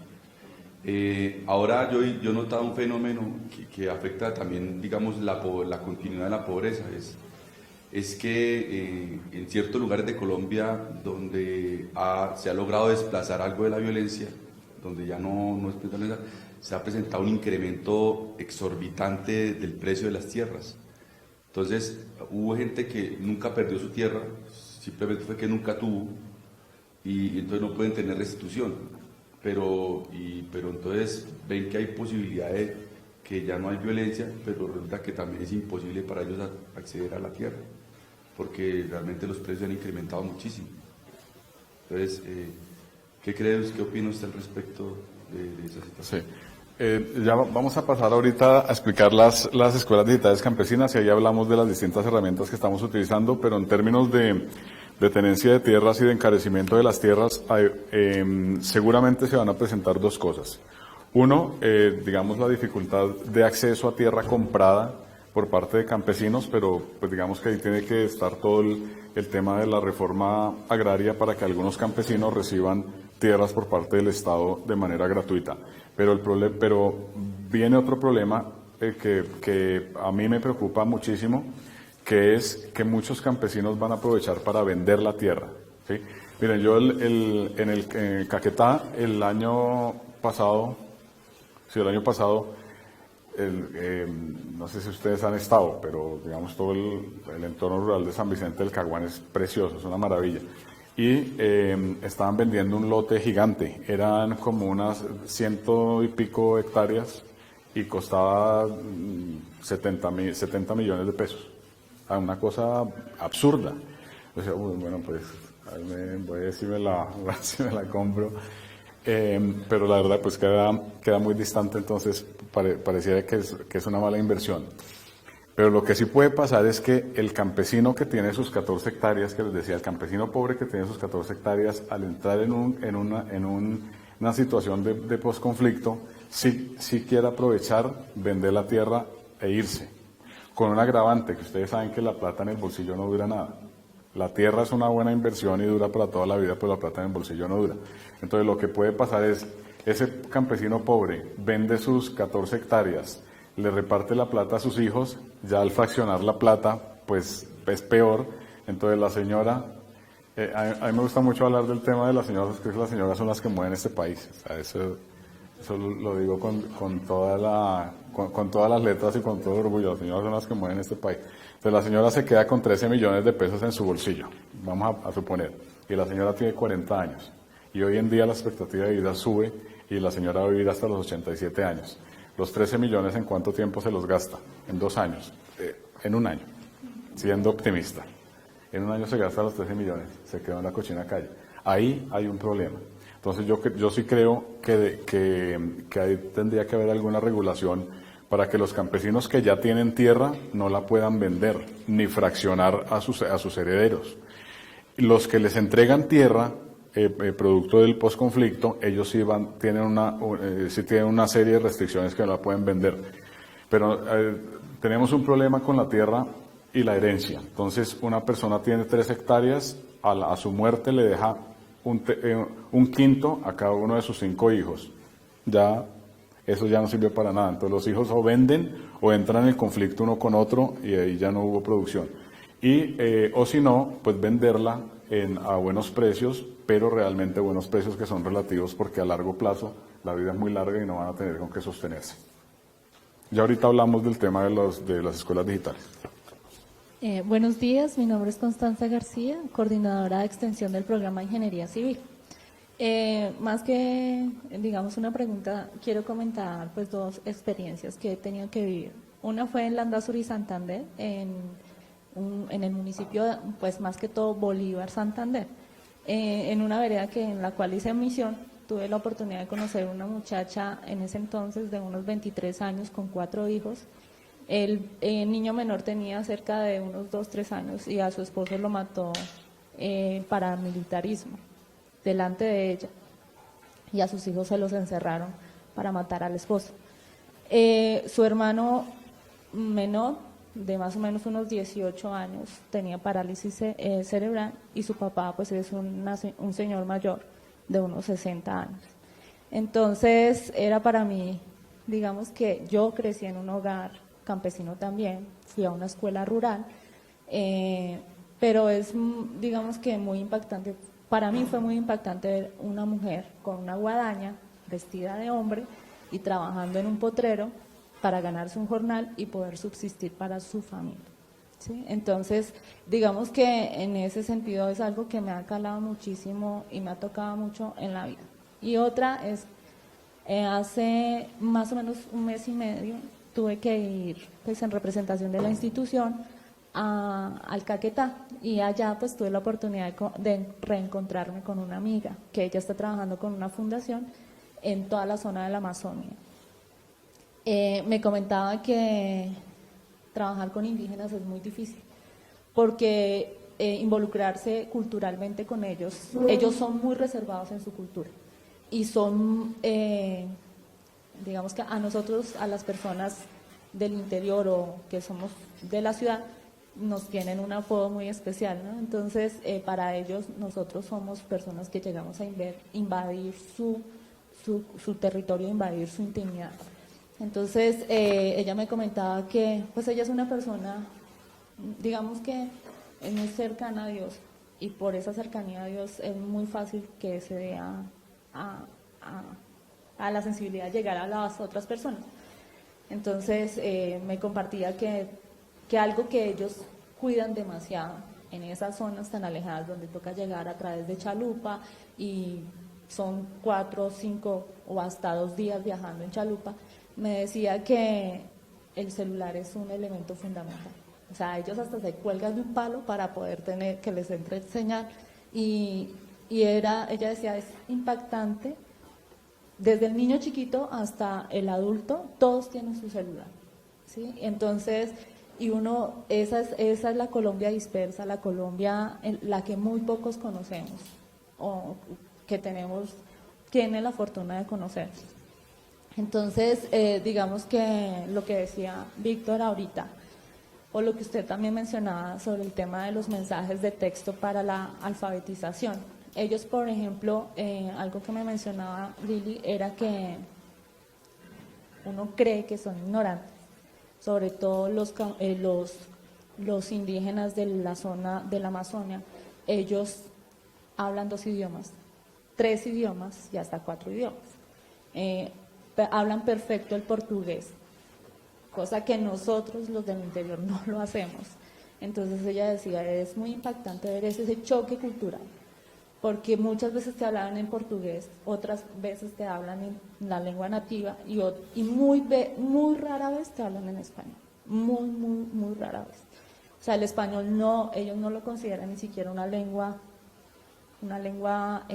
propia. Más bien es una lengua, como ellos la llaman, maldita, ¿no? Y la última experiencia es sobre el tema de la tierra. En este momento yo tengo que vivir una experiencia con mi familia en la zona norte, en Córdoba, donde por temas de restitución de tierras estamos enfrentando al Estado Cuando nosotros adquirimos en libre, o sea, no pusimos una pistola ni amenazamos a nadie para comprar un terreno. Y en este momento nos están despojando de ese terreno, o sea, también somos desplazados y por el mismo gobierno. Entonces, y los que están poniendo la demanda son personas que son conscientes que nosotros compramos el terreno en buena voluntad, nadie los amenazó, y esa es una situación también difícil porque de algún modo uno también dice, ¿y dónde están mis derechos? ¿Sí? ¿Dónde están mis derechos como colombiano, como campesino? ¿Dónde están? ¿Quién me defiende? Muchas gracias. Bueno, hay varios problemas que es imposible abordar ahora, pero digamos que hay muchos dedos en la llaga en eso que dice ella. Uno, volvemos sobre el tema de la atención a la discapacidad en el campo, el tema de la mujer, de la mujer rural y su trabajo, que es prácticamente esclavitud, porque además tiene que cuidar a los hijos y demás. Por otra parte, el tema de la tenencia de las tierras, el tema indígena. Es verdad que trabajar con las comunidades indígenas es bastante complejo. Entonces hay situaciones complicadas. Y por ejemplo, el caso que tú mencionas de ser despojados por el Estado de unas tierras que se compraron digamos que dentro de un curso legal normal, pero que ahora la están despojando a personas de eso, también es complicado, porque hubo gente, lo que pasa es que como tanta gente se aprovechó de la situación, entonces hubo gente que efectivamente amenazó a las personas para que vendieran las tierras. Hubo otros grupos que lo compraron muy por debajo del valor real de la tierra, entonces pues esas personas también son sujeto de la política de restitución de tierras, de quitarle. Y hubo otras que compraron bien, correctamente y tal, pero que son los que están padeciendo. Eso es bastante complejo y delicado. Ojalá algún día haya que una madrugada campesina para hablar solamente del tema de tierra. Buenos días, soy Víctor Escobar, asistente de convenios de la Vicerrectoría de Extensión. Hay una situación que se presenta y que digamos que el censo no lo evidencia claramente. Alguna vez tuve la oportunidad de trabajar con el DANE en varias encuestas como supervisor y en ocasiones digamos que lo rural disperso no es que sea complejo la llegada, sino que las personas no interactúan fácilmente con la persona que va a elaborar la encuesta, ¿sí? Y pues digamos que los datos hay veces tienen falencias frente a la situación que se está presentando. Pero más allá de eso es que una encuesta o las cifras que salen de la encuesta no me da fe o razón de otras circunstancias que se generan ahí, como la tradición y la cultura. ¿Sí? Entonces pues el campesino o el campo o lo rural colombiano tradicionalmente y culturalmente ha estado como en zonas de confort donde no quieren surgir o no tienen la visión de ver un poco más allá y poder, digamos, desarrollar o realizarse como personas activas, efectivamente económicas, sociales, culturales, políticas, etc. Entonces, digamos que la administración o las administraciones generan pues políticas públicas en el cual piensan que con recursos pueden mitigar el impacto que está generando negativamente lo tradicional y lo cultural. La pregunta es dirigida a cómo el tercer sector o digamos las organizaciones, las instituciones están peleando o se están dando la pela en combatir digamos eso tradicional y eso cultural que tiene el campesino que no lo deja surgir, ¿sí? Digamos que obviamente debe tener un recurso y todo, pero ¿cómo es el desarrollo allá? O sea, ¿cuál es la estrategia que se ha planteado o se han planteado para poder llegar a plantearse en términos de desarrollo real, digamos, esas problemáticas que se generan al interior del campesino? Cuando tú dices cultura, ¿a qué te estás refiriendo? Digamos que es como todo un arraigo ¿En costumbres? En costumbres, de tiempo, ¿no? O sea, es como una relación de tiempo, tradición, por decirlo así. Entonces, digamos, por eso hablaba de una zona de confort, porque pues se siente bien con los que le da quizás los subsidios que le dan las alcaldías municipales, etcétera. Pero pues, Sí. ¿qué hacen, digamos, las organizaciones del tercer sector frente a esa situación? Ok. Vamos a hablar de escuelas digitales campesinas, porque ahí contestó las dos preguntas y se nos fue el tiempo para poder profundizar en escuelas digitales campesinas. Nosotros buscamos responder a algunos de todos estos problemas que tiene el campo colombiano desde las escuelas digitales campesinas. Hago un pequeño paréntesis, yo traje aquí una presentación, pero a mí no me gustan las presentaciones, entonces si se dan cuenta, ha estado ahí la misma diapositiva y ahí está toda la información, pero pues como la información que tiene la presentación la que le estoy contando, pues me parece que es un poco redundante. Escuelas Digitales Campesinas es el programa que creó Acción Cultural Popular como hija o hijo de las escuelas radiofónicas. Fue un trabajo que hicimos con grupos focales en distintas zonas del país. Nos reunimos con distintas personas que habían participado en las escuelas radiofónicas y con personas que no habían participado en escuelas radiofónicas, campesinos de Boyacá, de Chocó, del Valle del Cauca y de Antioquia. Hicimos grupos focales y bajo la pregunta, ¿qué debemos hacer como Acción Cultural Popular para responder a las necesidades del campesinado colombiano? Ellos hicieron una serie de apreciaciones y a partir de eso nosotros establecimos 3 líneas de trabajo, que fue el área de educación, el área de desarrollo socioeconómico y el área de investigación e innovación. Entonces, en el área de educación, nosotros creamos las escuelas digitales campesinas. Las escuelas digitales campesinas, si quieres, Lucas, pasemos varias y vamos a escuelas digitales campesinas. Aquí están las escuelas digitales campesinas. Entonces, Escuelas Digitales Campesinas es un programa socioeducativo, ahí está la clave en ese socio y educativo. Es decir, que la educación nosotros no la tomamos como un fin, la educación no es un fin en sí mismo, la educación es un medio para mejorar condiciones de tipo social, para mejorar el bienestar del campesinado colombiano, para promover el arraigo, para mejorar la pertinencia de la educación rural, y lo que decía hace un momento, el arraigo del campesinado colombiano. Este es un modelo que iniciamos, pasemos la siguiente por favor, es un modelo, las escuelas digitales tienen un modelo pedagógico que se llama la EFI, que es el modelo de toda la vida de Acción Cultural Popular, que significa Educación Fundamental Integral, es decir, que ponemos fundamentos a la educación, pilares para que la gente siga educándose, para lo que nosotros enseñamos es a aprender, ¿sí? Para que la gente siga aprendiendo. Luego tenemos una estrategia metodológica, creamos redes de aprendizaje, 3 tipos de redes, la red de estudiantes que aprenden, entonces buscamos que la gente que participa en escuelas digitales campesinas se siga comunicando, intercambiando saberes, comunicándose remotamente con personas que están en otras culturas, en otros contextos.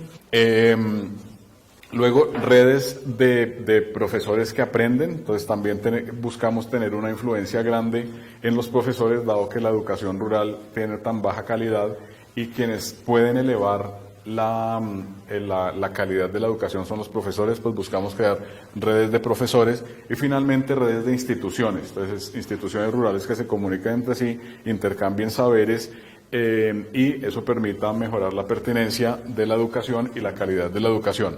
Y esto con miras a un desarrollo rural. Es un modelo socioeducativo justamente porque busca la inclusión de las personas, busca la participación en la configuración de los destinos de las localidades y busca la transformación, y aquí le respondo entonces a Víctor, ¿no? Que nosotros buscamos que haya a partir de esa inclusión y de esa participación una transformación, eso es lo que se llama el impacto social, una transformación en los usos y las costumbres que no permiten el desarrollo y el bienestar de las personas, ¿sí? Entonces, ahí en ese tema nosotros incidimos básicamente con la formación de líderes. Entonces nosotros promovemos el liderazgo campesino para que, es decir, nosotros la capacidad que dejamos instalada, en lugar de dejar construcciones o equipamiento, lo que dejamos como capacidad instalada son líderes críticos que sean capaces de participar en el consejo municipal, en la Junta de Acción Comunal, en la formulación de los presupuestos participativos, en el plan de desarrollo del municipio. Ese es lo que nosotros trabajamos desde el liderazgo en la transformación social. El modelo pedagógico, como les decía, es el modelo EFI. Y el modelo EFI, lo que busca es incidir en la persona y en la comunidad, dado que la persona es la que transforma las comunidades, pero a su vez la comunidad configura a la persona. Una persona cuando nace en una comunidad va a ser y se va a comportar como es esa comunidad. Por eso nos interesa incidir en el individuo o en la persona para que esa persona transforme la comunidad y cuando nazcan las nuevas generaciones nazcan en un ambiente más propicio de desarrollo y de conocimiento. Buscamos el impacto en el ser. Yo siempre pongo la sede del ser en el corazón, es decir, en el ámbito de los valores, en el saber, que lo pongo en el cerebro, es decir, que la gente sepa más, que la gente sea más, que la gente sepa más, y en el hacer, que son básicamente competencias para la vida productiva. Como les decía, buscamos incidir en la persona y en la comunidad, y esto lo hacemos a través de dos áreas de conocimiento, el área que llamamos básica y el área específica. Las áreas básicas son alfabetización digital, liderazgo, conocimiento del medio, empresa y asociación, adaptación al cambio climático y paz y convivencia. Esos cursos los reciben todos los campesinos, o por lo menos esperamos que los reciban todos.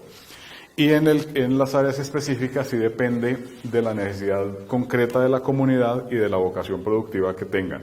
Pues actualmente en esa área tenemos un curso de café, tenemos uno de piscicultura, va a salir uno de huerta casera que nos han pedido muchísimo, y pues aquí tiene que ir creciendo. El próximo semestre aquí en áreas básicas va a salir paz y convivencia a nivel 2, va a salir un curso de comunicadores, de comunicación y periodismo, para generar agentes rurales de comunicación que sean la voz del campesinado desde las regiones y que nos alimenten también el periódico El Campesino. Y va a salir un curso de derechos humanos. Entonces aquí complementamos las áreas básicas. Y en las áreas específicas, como les digo, van creciendo de acuerdo con las necesidades del campesinado colombiano, pero el eje vertebrador de todo el proceso formativo es el curso de liderazgo. Entonces, ahora sí para ti, que tenías la duda de los soportes. Nosotros comenzamos el trabajo solamente con medios digitales, entonces los cursos estaban en digital, pero rápidamente, pues afortunadamente no hace falta ser muy inteligente para darse cuenta rápidamente que era imposible llegar masivamente al campo solamente con medios digitales. Entonces el programa se lanzó en el año, hicimos todos los diseños en el año 2012, prueba piloto en el año 2013, primer semestre de 2014, y a partir de 2014 seguimos haciendo la difusión hasta nuestros días. Y entonces tenemos los cursos y todo el proceso, porque no son solamente cursos, eso es importante saberlo, sino es una dinamización social de grupos de campesinos. Tenemos los cursos para digital online, lo tenemos para digital offline, o sea que se pueden bajar al computador y hacerse en la casa sin conectividad. Lo tenemos en soporte de USB. Entonces, cuando entra un campesino a Escuelas Digitales Campesinas, le entregamos su USB. Ahí tiene todos los cursos en digital offline, tiene todos los cursos en cartilla imprimible, y tiene los cursos para radio, de tal manera que puede conectarlo a su grabadora. Casi las grabadoras hoy en día casi todas tienen puerto USB, puede escucharlo para la grabadora y lo puede bajar en el celular en forma de podcast para escucharlo mientras trabaja. Entonces, pues se ponen los audífonos y lo va haciendo. Pero esos alumnos que hacen todas estas modalidades que llamamos nosotros convergencia de medios, si quieres pasemos a la siguiente diapositiva, que llamamos nosotros convergencia de medios, tienen que aquí no tengo todo completo, tienen que presentarse a un sitio donde los citamos para hacer los exámenes, porque digamos que aunque tenemos un modelo flexible, accesible e incluyente que no tiene ninguna limitación ni de edades, ni de formación, ni ningún tipo de barreras, sí tenemos que formalizarlo de alguna manera, de manera que hacemos exámenes. Entonces hay que citar a la persona y finalmente le damos un diploma. Para que sea flexible, accesible e incluyente, pues no, como le repito, no ponemos ningún tipo de condiciones. Actualmente tenemos 15.500 alumnos en 8 departamentos. Estamos en La Guajira, Chocó, Valle del Cauca, Caquetá, Cundinamarca, Boyacá y Antioquia. Tenemos alumnos de los 14 a los 82 años, pero la mayoría de alumnos está en la franja de los 16 a los 35, ahí tenemos el 65%. En los mayores, casi todos los mayores, los que son mayores de 70 años, casi todos son exalumnos de las escuelas radiofónicas y para nosotros es una maravilla, pero para ellos es como un sueño, ¿no? Haber vivido la era radial de ACPO y ahora estar viviendo la era digital, para ellos eso es una motivación increíble. ¿Seguimos? Gracias, perdón que haya molestado. Todo el proceso comienza con una convocatoria. Nosotros convocamos a través de la parroquia o a través de la alcaldía. Y también el voz a voz, ¿no? Las personas que ya han formado parte de escuelas digitales campesinas, sobre todo las mujeres, conquistan a sus vecinas, a sus hijos, a sus nietos y las traen, de manera que el voz a voz nos funciona muy bien. Mientras se está haciendo la convocatoria, hacemos alianzas con el sector público o privado para que nos presten las salas. Nosotros no hacemos salas ni compramos computadores. Solamente tenemos una excepción que es San Vicente del Caguán, donde la sala es nuestra. De resto, todos son salas concertadas en los puntos Vive Digital, en colegios, universidades, casas de la cultura, alcaldías, donde nos prestan una sala digital con o sin internet. E incluso en algunos casos pagamos el café internet. En el café internet reunimos a los grupos. Luego hacemos las distintas acciones formativas. Y las acciones formativas son detonantes de iniciativas de los campesinos, iniciativas de tipo social o iniciativas de tipo productivo. Y esas iniciativas nosotros las acompañamos. Entonces, por ejemplo, aquí unos campesinos de Nuquín hicieron el curso de medio ambiente. Entonces, un grupo de jóvenes se unió para crear una asociación de jóvenes guías turísticos ecológicos. Entonces nosotros los acompañamos hasta que legalizaron su asociación, hicieron sus estatutos, reunieron a la gente, creamos el sistema de cuotas, el uniforme, el plan de marketing, hasta que ellos tienen, y hoy en día la asociación funciona. O en el Caquetá, que crearon unas señoras crearon una empresa de reciclaje. Entonces las acompañamos a cómo se crea una empresa, cómo se legaliza, cómo se hacen los estatutos, bla, bla, bla, y ahora está funcionando, o en Antioquia, en fin, vamos acompañando esas iniciativas que se van generando. Incluso una banda musical tenemos producto de las acciones formativas. O simplemente la señora tiene su tienda y para optimizar el negocio, entonces utiliza hojas Excel en lugar de llevar sus cuentas en un cuaderno. Entonces la acompañamos para que aprendan a hacer sus hojas Excel. Y hay un caso que lo cuento porque me gusta mucho, una señora del Chocó, que ellos le llaman a fritar a su restaurante, entonces yo me levanto a fritar. Entonces la señora está haciendo sus frituras mientras llegan los clientes a atender al cliente, servirle la comida, ir a poner música, porque todo el tiempo se escucha música y a todo volumen. Entonces la señora corra para hacer las frituras, corra para servirle, corra para poner la música. Entonces ella, ahora que terminó Escuelas Digitales Campesinas, ella lo que se hace es que el domingo se sienta, programa su música, programa la música para toda la semana, y por la mañana pone su música y la música le dura todo el día. Y ella va cocinando, va sirviendo a la gente, y es increíble, una cosa tan sencilla le cambió a ella la vida porque le ahorra un montón de tiempo y carreras de un lado para otro. Entonces ella sabe programar, ni yo sé cómo se programa la música como sabe una señora de cerca de 60 años. Entonces, de manera que son impactos que uno no se esperaba, impactos muy grandes como los que crean las asociaciones, las empresas y tal, y otros un poco más modestos como la señora que pone su música o hace sus cuentas con una tabla Excel. Yo creo que a mí se me acabó el tiempo, ¿no? Entonces, espero haber respondido las preguntas de los dos. Los dos Víctor. Ah, buenísimo, fácil. Ojalá todos se llamaran Víctor. De los dos Víctor. Y las inquietudes, y creo que hay muchísimas inquietudes para seguir resolviendo. Y lo bueno de la vida siempre es que haya preguntas. El día que se acaben las preguntas, yo creo que no vale la pena vivir. O sea, por lo menos sería un poquito aburrido. Mi nombre es César Cifuentes, pertenezco a la Vicerrectoría de Extensión.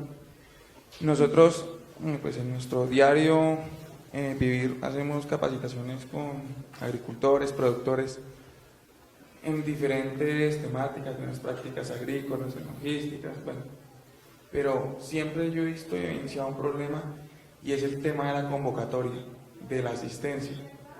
Entonces yo quiero saber cómo su experiencia, si me puede dar unos tips que los podemos aprovechar, porque es un inconveniente y es real, y uno tiene que sortear la situación y seguir insistiendo, pero me gustaría saber de pronto. Sí, yo tengo una facilidad y tengo una pequeña trampita, y es que nosotros, al ser organización de la iglesia, tenemos una grandísima capacidad de convocatoria a través de los párrocos. En el medio rural, el párroco y la parroquia son un centro de atracción de gente independientemente de su religión. O sea, el párroco convoca y no importa que sean de otra religión, la gente llega. Y como las parroquias pues cada vez son más incluyentes, o por lo menos un programa como Escuelas Digitales Campesinas no le pregunta a nadie, no le pide carné de nada. Entonces llega la gente de todos los estratos, de todos los colores, de todo llega, porque el párroco es un actor fundamental. Yo les aconsejo que involucren al párroco. Primero, les gusta, les parece bien, y segundo, convoca. Y ya lo que sigue es saber fidelizar a la gente, ¿no? Es atraerles, tratarlos con cariño, dar mucha participación. La comida es importante, la comida es un factor fundamental, pero el secreto nuestro y la clave nuestra es la parroquia. Soy Zulma del programa de Ingeniería Industrial. Los contenidos de la parte técnica los desarrollan ustedes en alianza con otros. ¿Cómo es el tema de los contenidos, sobre todo los aspectos técnicos? Todos los contenidos, tanto los contenidos para el ser, para el saber y para el hacer, los hacen especialistas, ¿sí? Nosotros tenemos un grupo de especialistas en algunos temas, y en otros subcontratamos a las personas para que hagan esos cursos. Actualmente nosotros tenemos un gran reto que de momento no podemos asumir por temas de costo, y es que deberíamos segmentar los cursos por edades, por ejemplo, y segmentarlos también por regiones. Entonces los cursos tenemos un solo curso, por poner un ejemplo, un solo curso de empresa y asociación, ¿sí? Y ese curso tiene que servir para la gente de 14 a 82 años, y para la gente del Chocó y para la gente de La Guajira. Entonces un reto sí es poderlos diversificar, pero actualmente los hacemos con especialistas en cada uno de los temas, y tratamos, ojalá ustedes algún día puedan entrar a la página web escuelasdigitalescampesinas.org y vean los cursos, porque como no tenemos de momento la posibilidad de diversificarlo por regiones, entonces tenemos unos personajes que son de distintas regiones. Tenemos una señora chocuana, tenemos una señora paisa, tenemos un señor boyacense, y ellos van acompañando el curso, le van animando a la persona para que vaya haciendo cada una de las partes, pero entonces el curso es con un especialista, pero lo diversificamos al interior para que tenga sentido para las distintas regiones. Mi nombre es Cristian Salazar, soy jefe del sistema Sembrar Paz. Nosotros hacemos un proceso presencial de formación para jóvenes que se vuelvan también líderes en el sector rural. De lo que usted comentaba, pues de ese problema tan grande que tiene el país, que no hay esa renovación en el campo, que los jóvenes vean una oportunidad en el territorio. Mi pregunta es, cuando en la parte técnica ven procesos de aprendizaje, ¿los afianzan con procesos en la práctica? O sea, ¿generan un espacio donde puedan intercambiar esa experiencia con el campesino? Sí, miren, en temas, es decir, cuando nosotros hemos hecho nuestras acciones formativas y se detonan las iniciativas sociales o económicas, nosotros, digamos, no incitamos a la gente a que cree una empresa o una organización social de esta o esta característica. Incluso si hay personas que no lo hacen, que nunca generan una iniciativa, nosotros ahí no nos metemos. Pero si la persona genera o se agrupan y generan una iniciativa, nosotros los acompañamos hasta el final, tanto en la teoría como en la práctica, hasta que vemos que el negocio va funcionando. Eso en el área educativa. Pero nosotros tenemos otra área que es el área de desarrollo socioeconómico. Entonces, en el área de desarrollo socioeconómico, los proyectos productivos, en el caso del Valle de Tenza, el programa del café, ahí tenemos 455 familias de 18 municipios. En ese caso, sí los acompañamos en la fase de asociación, en la fase de mejora de la productividad y en la fase de comercialización. Pero, digamos que de manera ahí escondida, nosotros los presionamos y los obligamos a que tomen escuelas digitales campesinas. O sea, nosotros no queremos hacer ningún proyecto productivo que no esté acompañado del elemento de educación, ¿sí? Entonces, en este caso, ahí que es un proyecto que tenemos financiación para hacer un proyecto productivo, pues los acompañamos en todas las fases del proyecto, pero le metemos escuelas digitales, o en el Caquetá con el tema del cacao. Y en el caso de donde hay escuelas digitales campesinas puras y duras, sin componente productivo, lo que hacemos es acompañar las iniciativas de los propios campesinos.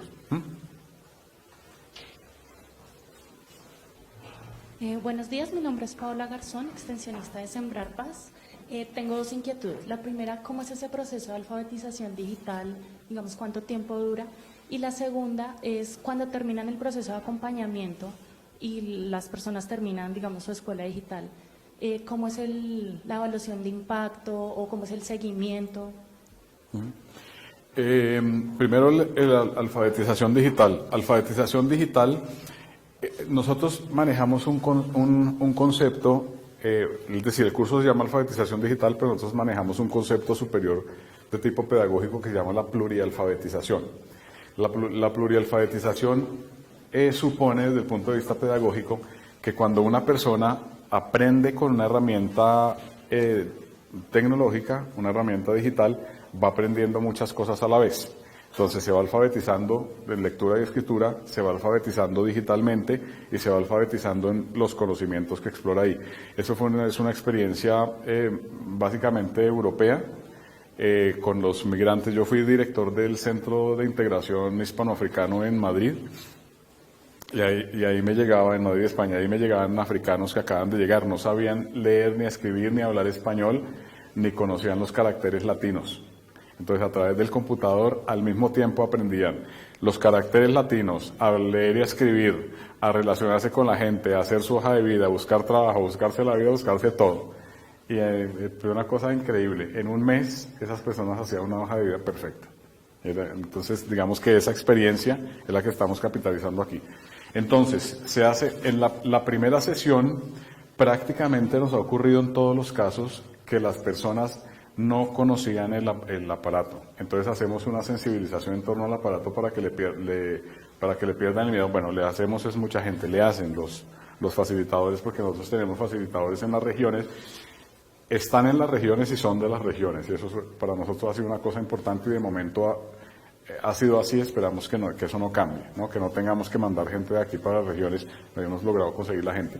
Entonces se hace la primera sesión, que es básicamente de sensibilización en torno al aparato, que aprendan lo que es el mouse, lo que es todos los distintos componentes. Y después ya lo encienden, crean su cuenta de correo electrónico y así empiezan a seguirse las lecciones, que todas las lecciones son digitales, ¿no? O sea, las siguen a través del computador, pero repito, siempre acompañadas por nuestros facilitadores. No, de momento, hay gente que toma los cursos por su cuenta, porque nosotros estamos en 8 departamentos con personal nuestro, pero tenemos alumnos de 30 departamentos, porque conocen las escuelas digitales campesinas y entran y van haciendo los cursos individualmente y nos mandan preguntas. Entonces, pues desde luego que eso también se puede hacer. Entonces, más o menos, esa es la estructura del curso. Y se me olvidó la segunda pregunta. Impacto. Bueno, primero, el programa es muy nuevo. Nosotros podemos decir que aunque las pruebas piloto se hicieron en 2013 y mitad de 2014, digamos que esa época no la contamos para impacto, de manera que tendríamos que decir que 2014 y 2015 ha sido la fecha de implementación, este primer semestre de 2016. Entonces, digamos, de hablar de impacto, entendido el impacto como un cambio de la conducta que permanece en el tiempo, yo creo que es un poquito apresurado para decirlo. Pero lo que sí podemos hablar es de resultados y de efectos.